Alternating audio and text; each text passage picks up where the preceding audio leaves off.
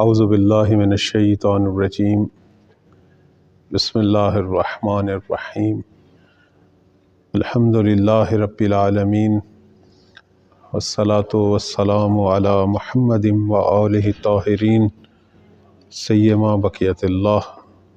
اللہم اجل لولیک الفرج۔ موضوع سخن کتاب شریف غیبت نعمانی اور 10واں باب ہے اور اس کی 5ویں فصل ہے، اور یہ آخری فصل ہے ظاہراً اس باب کی کہ انشاءاللہ اس کے بعد پھر ہمارا 11واں باب شروع ہو جائے گا۔ اس میں محقق نعمانی فرماتے ہیں کہ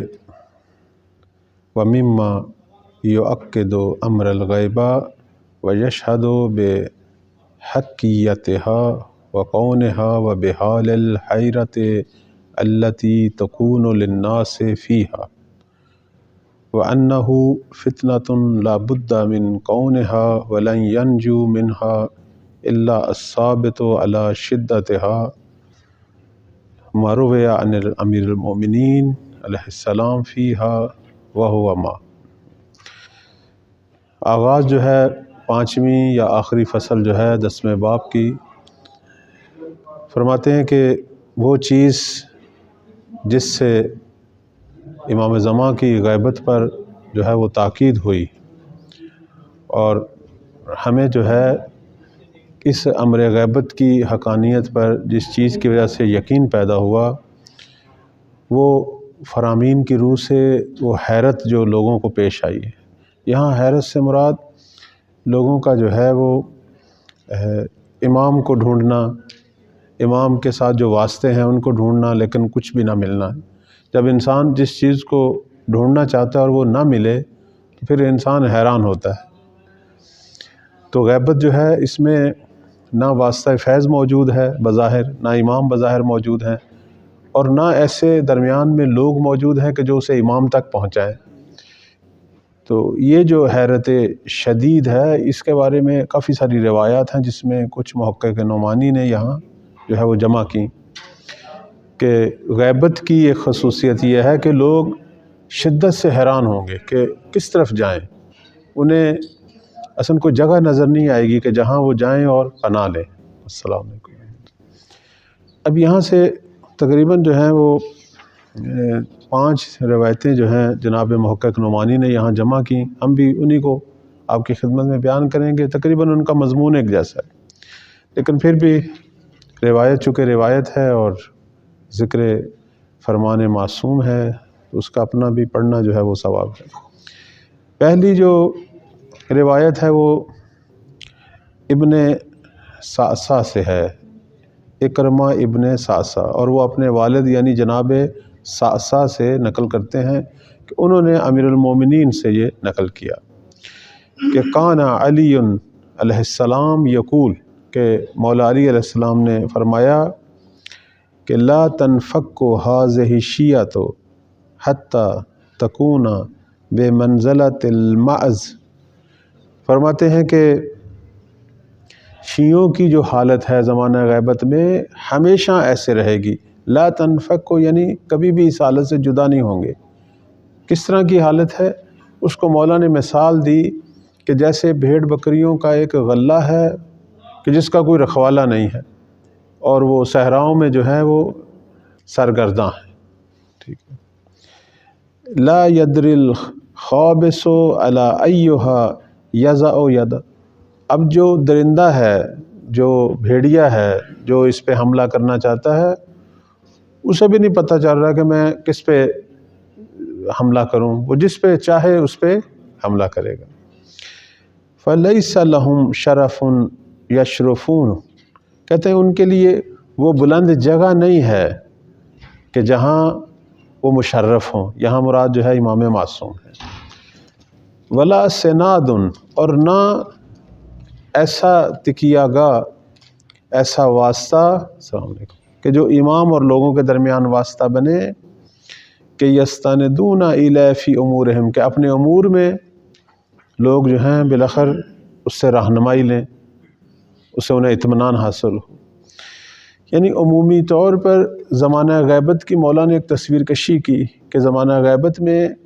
ہمارے شیعہ جو ہیں وہ ان کی حالت یہی ہے، اور آپ دیکھ رہے ہیں کہ اس وقت حالت یہی ہے۔ یعنی ایک شخص جو ہے وہ اب بڑے آرام سے ایک فتنہ شیعوں کے اندر جو ہے وہ ایجاد کر لیتا ہے، چونکہ امام معصوم کا براہ راست حضور یعنی ان کا حاضر ہونا نہیں ہے، ورنہ فوراً وہ ان فتنوں کو ختم کر دیتے۔ اور نہ نائبین خاص ہے، یہاں وہ جو ہے سناد سے مراد نائب خاص ہے، نہ کہ نائب عام۔ اب آپ دیکھیں کہ ہم لوگ جو ہیں وہ اعتقادی اعتبار سے بکھر رہے ہیں، فقہی اعتبار سے اتنے اختلافات ہیں، بس اوقات آدمی کہتا ہے کہ پھر میں کہاں جاؤں، اور مختلف مراکز حوزات جو ہیں وہ اپنی خاص روٹین پہ چل رہے ہیں۔ تو ایک تکیہ گاہ، ایک جگہ جس سے انسان کو اطمینان اور یقین ملے کہ ہاں یہ صراط مستقیم ہے اور میں اگر اسی پہ متمسک رہوں تو میں بالکل ٹھیک ہوں، وہ نہیں ہے۔ اور یہ سب سے بڑی جو ہے وہ مصیبت ہے غیبت کے زمانے میں ہمارے لیے، کہ براہ راست ایک تو امام کے فیض سے محروم ہیں، اور ایک وہ شخص جو امام اور ہمارے درمیان واسطہ ہے یعنی نائب خاص، جو کہ غیبت صغریٰ میں ایک بہت بڑی سہولت تھی، اس سے بھی محروم ہے۔ غیبت صغریٰ میں نائبین خاص نے سارے فتنوں کو ختم کر دیا تھا، کیونکہ وہ امام سے رابطہ تھا، امام بتا دیتے تھے کہ ان میں سے یہ جو مختلف نظریات آ رہے ہیں کون سا حق ہے، باقی سب باطل ہیں، نتیجتاً وہ مسائل ختم ہو جاتے تھے۔ حتیٰ بعض لوگ جو بڑے بڑے عالم، بڑے ان کے شاگرد ایک ایسا فتنہ بناتے تھے کہ عام طور پر ہو سکتا تھا نائب خاص تنہا اس کا مقابلہ نہ کر سکے، پیچھے سے توقیع صادر ہوتی تھی کہ یہ باطل ہے، حتیٰ امام اس پر لعن کر دیتے تھے۔ نتیجتاً فوری طور پر جو ہے وہ شیطانی فتنہ جو ہے ہو سکتا ہے ایک ابا کی شکل میں ہی ظاہر ہو، اور جیسے آج کل زہر بھی ہوتے ہیں۔ تو لیکن غیبت کبریٰ میں ہم جو ہے متاسفانہ اس بڑے امتحان میں، آزمائش میں مبتلا ہیں کہ ہمارے پاس نہ کوئی راستہ ہے براہ راست امام معصوم سے تمسک کا، اور نہ امام معصوم اور ان کے ہمارے درمیان جو واسطے ہیں یا نائبین خاص، وہ بھی ہمارے پاس موجود نہیں ہیں تھا علامات ظہور تک۔ اور اگر کوئی درمیان میں دعویٰ بھی کرے کہ میں وہ واسطہ ہوں، وہ کذاب ہے۔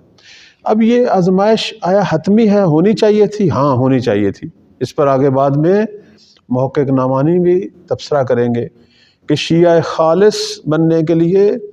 اور حق اور باطل جو ہے وہ جدا ہونے کے لیے بالاخر اس آزمائش کے دور سے ہم نے گزرنا تھا۔ اس کے بعد آپ دوسری روایت دیکھیں، یہ جناب سلمان فارسی سے ہے رحمۃ اللہ تعالی، وہ بھی امیر المومنین سے اسی طرح نقل کر رہے ہیں، کہتے ہیں کہ لا ينفك المؤمنون حتى يكونوا كموات المعز، فرماتے ہیں کہ مومنین کی حالت یہی ہے، پہلے میں شیعہ یا دوسرے میں مومنین، اور اس کو مثال دی انہوں نے وہ بھیڑ بکریاں جو صحرا میں چل چل کے بے جان ہو گئی ہیں، انہیں سمجھ نہیں آ رہا وہ کدھر جائیں، کوئی ادھر بھاگ رہی کوئی ادھر بھاگ رہی، اور ان کے پیچھے درندے لگے ہوئے ہیں جو ان کو چیر پھاڑ رہے ہیں، اور وہ بے جان ہو چکی ہیں، تھک چکی ہیں۔ مثلا فرماتے ہیں کہ لا يدري الخابث على أيها يضع يده، وہ جو درندہ ہے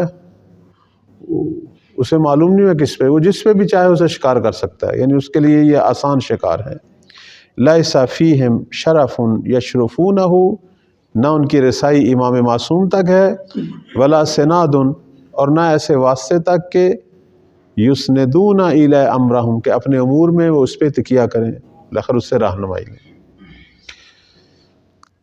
تیسری روایت بھی اسی طرح امیر المومنین سے فرماتے ہیں کہ کأنی بکم تجولون جولان الابل، اب یہاں مولا نے جو ہے وہ مثال چینج کر دی، کہتے ہیں کہ میں دیکھ رہا ہوں تم لوگوں کو زمانہ غیبت میں کہ اس اونٹ کی مانند تم صحراؤں میں سرگرداں ہو، کس اونٹ کی مانند کہ تبتغون مرعا، یعنی تم چاہتے ہو کہ ایک چراگاہ تک پہنچو، یعنی امام معصوم تک پہنچو جہاں تمہارے لیے آسائش ہو، جیسے اونٹ چراگاہ پہ پہنچتا تو اسے سکون کا سانس لیتا ہے۔ ولا تجدونہ، لیکن تم اسے نہیں پاتے، تم امام معصوم کو نہیں پاتے۔ یا معشر الشیعہ، فرماتے ہیں گروہ شیعہ یہ دور بھی آنے والا ہے۔ اس کے بعد چوتھا فرمان جو ہے وہ امام باقر علیہ السلام سے فرماتے ہیں کہ کیف بکم اذا سأتم فلم تجدوا احدا، فرماتے ہیں کہ اس وقت کیا کرو گے کہ جب تم اوپر چڑھو گے، یعنی ایک شخص جو ہے جیسے اوپر چڑھائی میں پہاڑ کے اوپر چڑھتا ہے، اوپر چڑھتا ہے کہ کسی چیز کو پائے، کسی ہدف تک پہنچے، فلم تجدوا احدا، لیکن کسی کو تم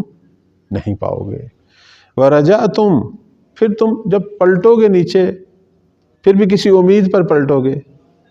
فلم تجدوا احدا، پھر بھی کسی کو نہیں پاؤ گے۔ یہ دیکھیں نا، یہ تقریباً ہمارے آج کے دور کی جو ہے وہ عکاسی ہے۔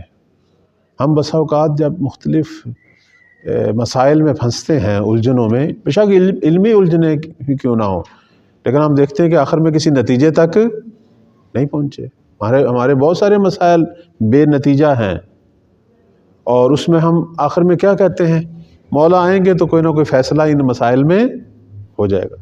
ایسا ہی ہے۔